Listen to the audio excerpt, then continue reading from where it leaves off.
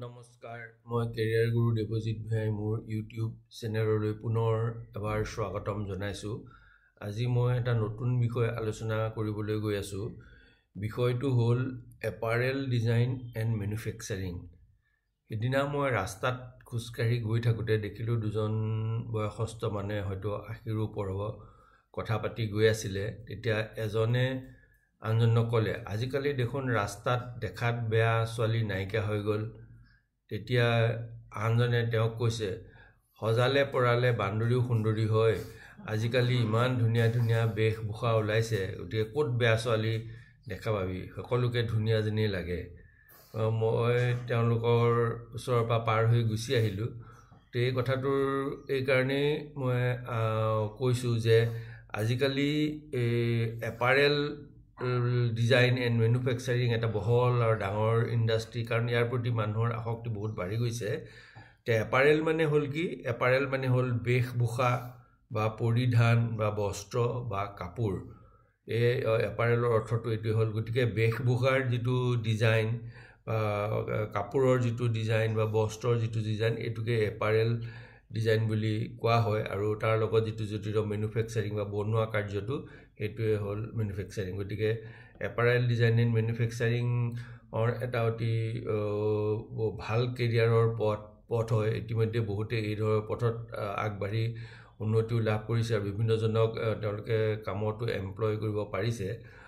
Apparel design বুলি ক'লে আমাৰ তাত দেখা যায় যে কিছুমান ট্ৰেডিশ্যনেল ডিজাইনো আজিকালি এই ডিজাইনাৰসকলে গোটেই বিশ্বৰ দৰবাৰলৈ লৈ যাব পাৰিছে, আৰু আধুনিক ডিজাইনবোৰো তাৰ লগত সংমিশ্ৰণ কৰি বিভিন্ন ধৰণৰ হাইব্ৰিড আৰু ব্লেণ্ডিং কৰি তাক মাৰ্কেটত এৰি দিছে। তাৰ ফলত সকলোৱে মানে ফেশ্বনটো বা কাপোৰৰ হেৰিটোও মানুহে ইমান সলনি হৈ থাকে যে তৎক্ষণাত আকৌ নতুন ডিজাইন আহি যায়। এতিয়া সকলোৱে এইবোৰ সলনি কৰি থকাৰ কাৰণে তাৰ মাৰ্কেটটো বহলি হৈছে, আৰু সকলোৱে আজিকালি নিজকে ধুনীয়া দেখাটো বিচাৰে।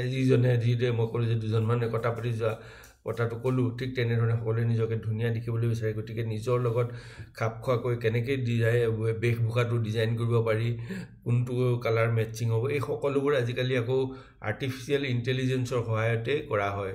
অৰ্থাৎ আৰ্টিফিচিয়েল ইণ্টেলিজেঞ্চ আৰু কম্পিউটাৰৰ সহায়ত কোনটো বেশভূষা কাৰ কাৰণে ভাল হ'ব, কাৰ কাৰণে এটা স্পেচিয়েলি বনাব পৰা যাব, বা ডিজাইনাৰ ড্ৰেছ যিটো হয় বিয়াৰ সময়ত অকল ডিজাইনাৰ ড্ৰেছে পিন্ধিব, এই ধৰণৰ কথাৰ কাৰণে এপাৰেল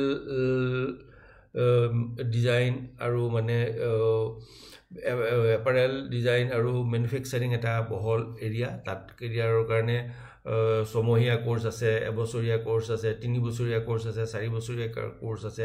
যাৰ যিটো সুবিধা সেইমতে ট্ৰেইনিংটো লৈ বা ডিগ্ৰীটো লৈ ইয়াত নিজেই কাম আৰম্ভ কৰাৰ লগতে ডাঙৰ ডাঙৰ মাল্টি নেশ্যনেল বা ডাঙৰ যিবোৰ ইণ্ডাষ্ট্ৰী আছে সেইবোৰতো তেওঁলোকে চাকৰি পোৱাৰ সুবিধা হয়। গতিকে